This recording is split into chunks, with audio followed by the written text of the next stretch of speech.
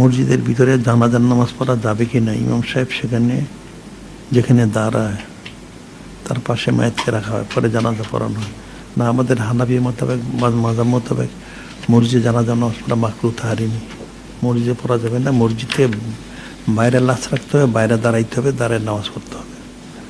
এখন অনেক লোক ইমাম সাহেবের জানাজা সামনে মেহরাবের মধ্যে রাখে, অনেকে আবার মেহরাব থেকে জানালা করে বাইরে লাশ রেখে ভিতরে মসজিদে নামাজ পড়ে। প্রত্যেকটা মাকরুহ তাহরিমি। জানাজা তো লাশটা বাইরে রাখতে হবে, বাইরেই জানাজা নিয়ে নামাজ পড়তে হবে।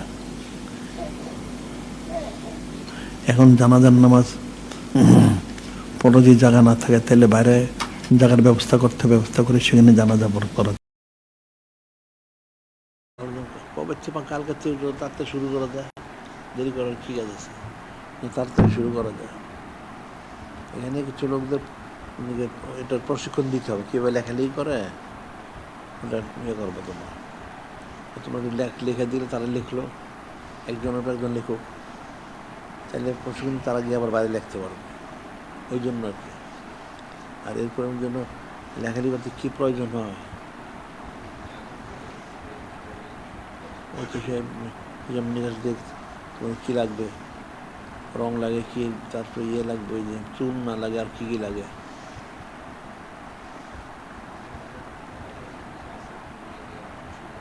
তো ইয়েগুলো তো যেখানে ইয়ে করবেন আগে চুনোটা আগে লাগাইতে হবে, তারপর গিয়ে কাজ করতে হবে। আর এরপর তাহলে লেখালেখি দেয় বড় প্রচারপত্র লাগাবে, এগুলি বড় প্রচারপত্র তো লাগাবে সোজা বুঝলাম। এই দেয়াল ছাপটা যেটা, এটাও শিখানোর বিষয় আছে, দেয়াল ছাপের বিষয়টা। একটা দেয়াল লিখুন, এটা একটা দেয়াল ছাপ, আর প্রচারপত্র লাগানো, এই তো আর কিছু আছে। হ্যাঁ, যারটা হাতের লেখনটা শিখাও যায়।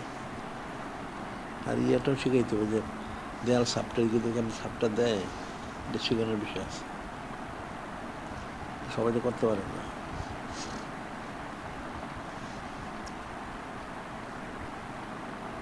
এখন তোমার আলাপ করে কখন যে কালকের থেকে শুরু করো, দেরি করতে লাভ নাই। কালকে শুরু করে তার ইচ্ছে করলে তাদের কিছু নিয়ে এদিকে আশেপাশে পরে করলে হয়। হ্যাঁ, করলে করে তারপরে অভ্যাস হয়ে গেল, তারা থাকলে দেখলো। অনেক বেশি লোকরা শিখাইতে পারলে সুবিধা দিতে, তাহলে অনেক কাজ করতে সহজ হতো। আগে তো সারা বছরই করা হইতো, সারা বছরই করলে হয়।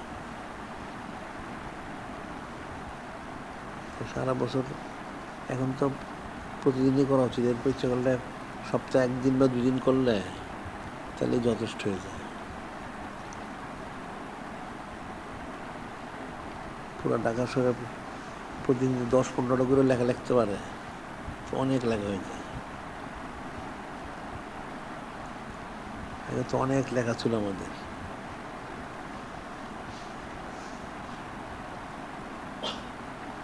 ইয়ের সময়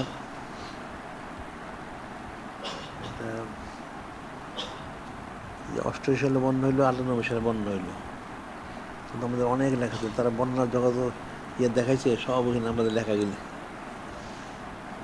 দেয়াল লেখা গেলে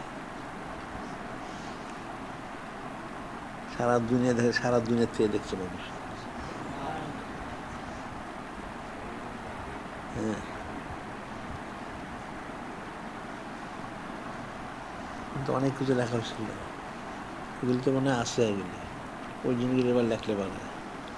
মাহফিলের সময় মাহফিলটা লিখলো, এরপরে ওই সমস্ত লেখা লিখলো।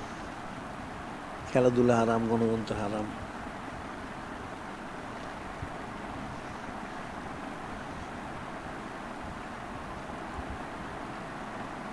আর এই যে কাফের মুশরিকের পণ্যদ্রব্য বর্জন করা ফরজ, এগুলি লিখতে হবে।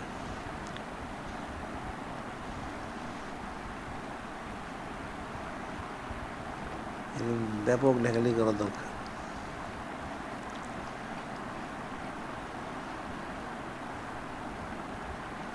মুসলমানদের এগুলি কোনো ফিকিরই করে না, কোনো অনুভূতি নাই। এই যে কাফের দেশে এগুলি ঘোষণা দিয়ে মসজিদ ভাঙে, মাদ্রাসা ভাঙে। কত বড় এদের স্পট যেগুলি। আবার আমাদের দেশ আছে ঘোষণাদের মন্দির বানাইছে, মূর্তি বানাইছে, তো মুসলমান সব অথর্ব হয়ে গেছে।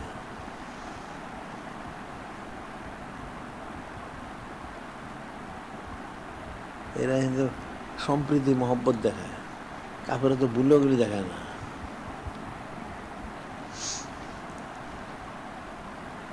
এরা তো মনে হয় হাজার হাজার মসজিদ মাদ্রাসা ইয়ে করে দিচ্ছে। কয়েকদিন আগে 15টা মসজিদ বন্ধ করে দিচ্ছে। এর আগে একাধারা 600 মাদ্রাসাগুলির মধ্যে এদের গীতা জারি করছে। আবার এখন ওই স্কুলগুলিতে তো আছেই, মাদ্রাসাগুলি এবং তাদের ওই যে গানটা, ওই গানটা জারি করছে। এগুলিতে কিন্তু কাফেরে কিছু বলে না, আর আমার দেশে কিছু বললে সাম্প্রদায়িকতা। কাফেরদের তো উদ্দেশ্য হলো যে দিন ইসলাম কীভাবে বিটায় দেওয়া যায়, নাউজুবিল্লাহ।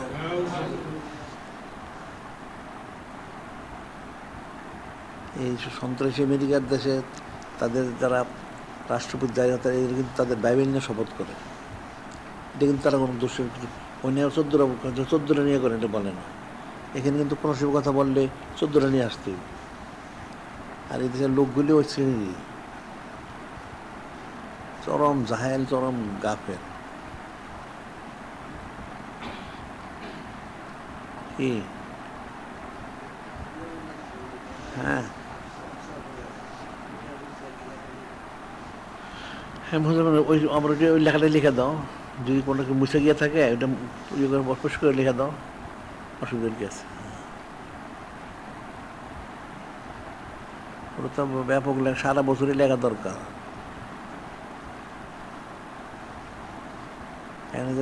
এদের আজে বাজে ওই যে বিজ্ঞাপনের জিনিস লিখে থুয়ে দেয়, এগুলি সব ইয়ে করে আমাদের আগে লিখে দেওয়া উচিত, মুছে দেওয়া।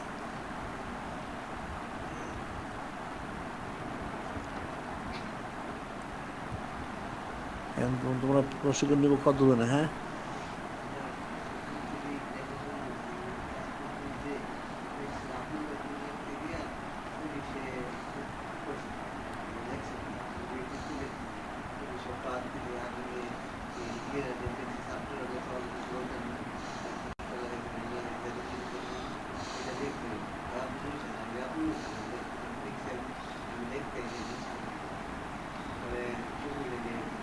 হ্যাঁ, তোমার ছবি আচ্ছা লয়ে যাবে, মার করে প্রচার করো বেশি করে। তোমাদের কারাগার প্রশিক্ষণ নিয়ে তারা ঠিক করছো কতজন? হ্যাঁ, আচ্ছা, এটা দামে দামে লোক শিখাই দিলে, 600 লোক শিখাই দিলে তাই খুব সুবিধা। বেশি লোক শিখলে তো তাহলে কারো চাপটা পড়ে না, কম লোক শিখে তাহলে চাপ পড়ে। যদি অনেক লোক শিখে প্রত্যেকে সপ্তাহে একদিন লিখলো, তাহলে তো অনেক লেখা হয়ে গেল।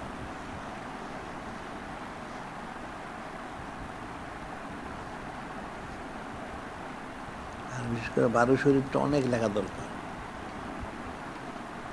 12 শরীফ, সাইদুর শরীফ, সাদা আজম শরীফ, মাসের লেখা দরকার।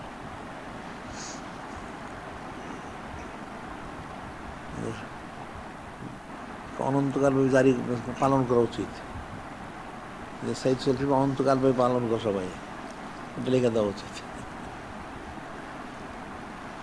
বিশেষ ইন্তজাম তো হচ্ছে সাইদুর সুর, সাদা আজম শরীফ সম্মানার্থে, আমলটা তো অনন্তকাল করতে হবে, ওইভাবে লেখা দরকার। কারণ তারা কী লেখে, তোমরা লেখা ওগুলি লেখাগুলি এমন একটা ইয়ে করা উচিত, সূচি করা উচিত, মানে কী কী লিখবে ওইগুলি সব জায়গায় লিখতে হবে সারা দেশে। হ্যাঁ, হ্যাঁ,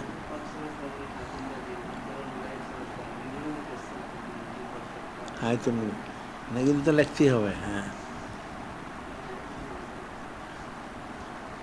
হায়াতুন নবী, নূরে মুজাসসাম, হাজির নাজির, মোতালার গাইব, সেটা তো লিখতে হবে। এটা ওনার সিফত মোবারক, হ্যাঁ, খাস।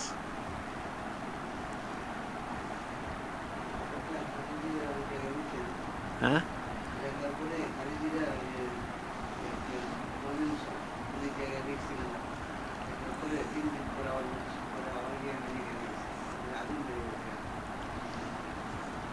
কাফেলে তো আঙুল দৌড় ঠিকই তো আছে,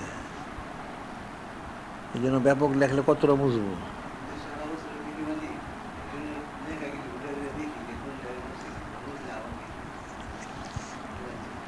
ঠিক আছে, সবারই করা উচিত।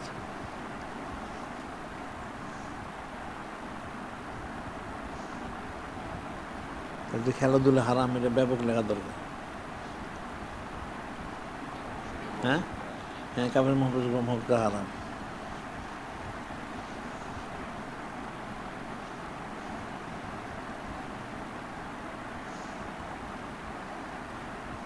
এগুলি কিছু কিছু লেখা, যেমন যে ইন্দামান মুশরিক নাজাসুন, সমস্ত মুশরিকরা নাপাক, এগুলি লেখা উচিত।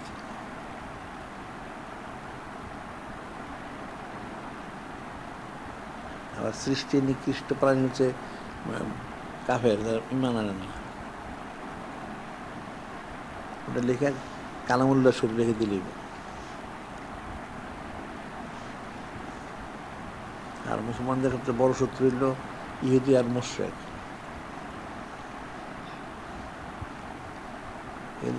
ব্যাপক লেখা তো। আবার আল্লাহ বলছেন যে গজবপ্রাপ্ত বিভ্রান্ত যারা, ইহুদি নাসারা এবং সমস্ত কাফেরদের থেকে মুক্ত থাকতে।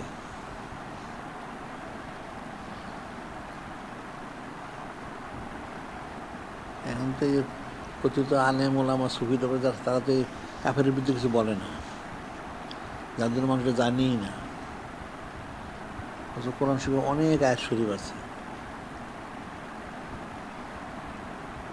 এর তো সূরা ফাতিহা শরীফে মানুষ নিজেরও বোঝে না, মানুষকে বোঝায় না। সূরা ফাতিহা শরীফ বুঝলেই তো হয়ে যায়।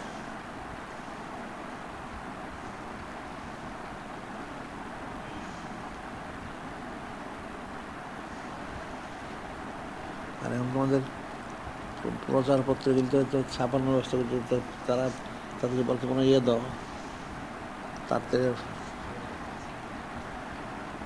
সব গাফেলরা।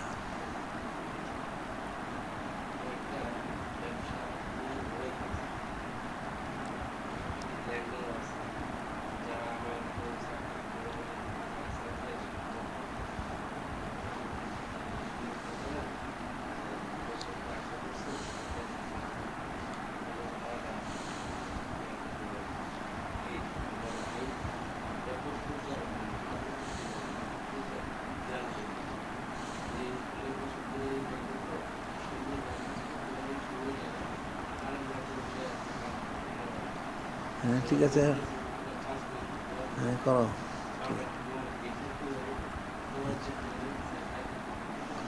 আচ্ছা আচ্ছা ঠিক আছে, নিয়ত রাখো, করতে থাকো, ঠিক আছে।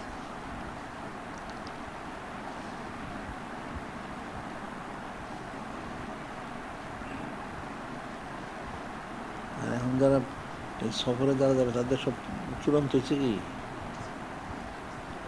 হ্যাঁ,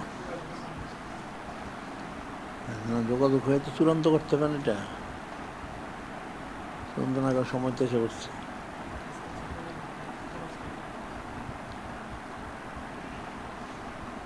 আজকে রাত্রে চলাচল রাত্রি হয়ে গেল, কালকে দিন আরবিয়ার দিন তারা রওনা দিবে।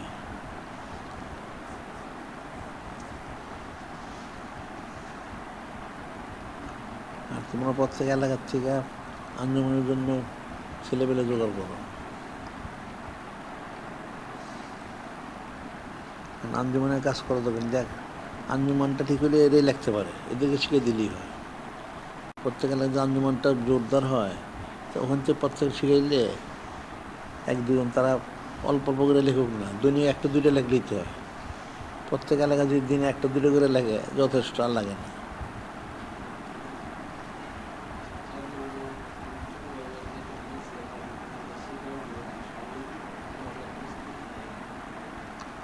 দিবেন তারা সেই ব্যবস্থা করুন। আন্দাজে বললে তো শিখবে কেমনে, কখন শিখবে? তর্তিব যাইতে হবে তো। যারা পড়াশোনা, তাদের সময় অনুযায়ী বের করে নিতে হবে। যারা পড়াশোনা করে বা যারা পড়াশোনা করেন না, বাইরে যারা আছে, সবাই তো শিখতে পারে। এই জন্য মানে একটা সময় ঠিক করুক, সময় ঠিক করে তোমরা ইয়ে করে দাও, তার ধাপে ধাপে তারা শিখলো। আর যাদের পক্ষে সম্ভব তারা যখন লেখালেখি করে ওইখানে থাকলে আরো ভালো। হ্যাঁ, সহযোগী হবে। প্রথমে তারা বড় লেখা না পারলেও ছোট ছোট লেখা লেখুক, আস্তে আস্তে অভ্যাস হয়ে যাবে লিখতে। আর এগুলি তো কঠিন অর্থ কথা না, হয়তো প্রথম লেখলে খুব একটা সুন্দর হবে না, তাতে লিখতে তো পারবে, অসুবিধার কি আছে? বড় লেখলে তো সময় বেশি লাগে, ছোট লেখলে অনেক লিখতে পারে। আগে তো তারা অনেকে লিখতে গিয়ে ছোট দিনে 100টা লিখে ফেলেন,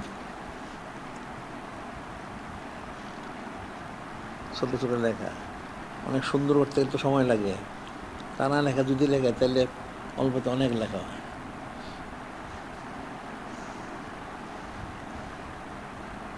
বড় একটা লিখতে লিখতে আরো 20টা লেখা হয়ে যায় ছোট লেখা।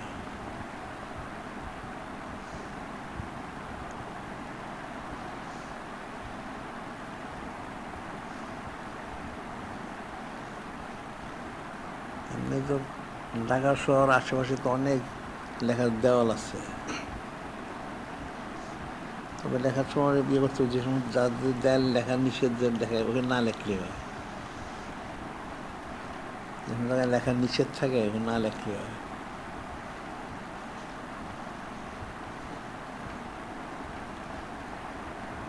এমনি খোলামেলা অনেক দেওয়াল আছে এমনি, যাতে কোনো নিষেধ নেই, সে লিখতে পারে।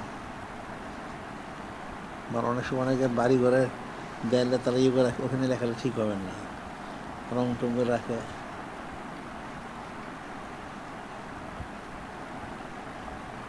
তবে যার যার এলাকায় যদি থাকে তাহলে সবচেয়ে সহজ হয়। কোথায় লেখা যাবে লেখা যাবে না সেটা নিজে বুঝবে, যার যার এলাকায়।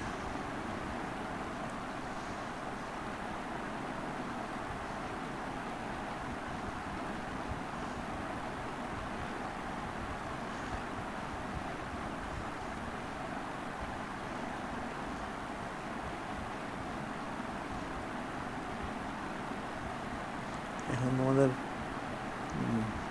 লেখনীটা আরো যেমন দেয়ালের ছাপটা দেয়, এটা যদি থাকে ওটা একটু দরকার আছে। ওটা তো দেয়াল ছাপটা সবাই দিতে পারে না।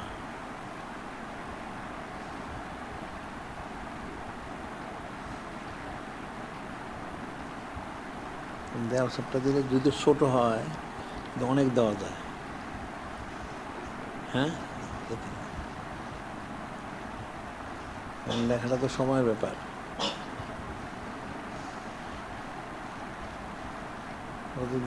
ছাপ দিয়ে দিলে বাস হয়ে গেল, কয়েক এর মধ্যে হয়ে গেল, মিনিটের মধ্যে।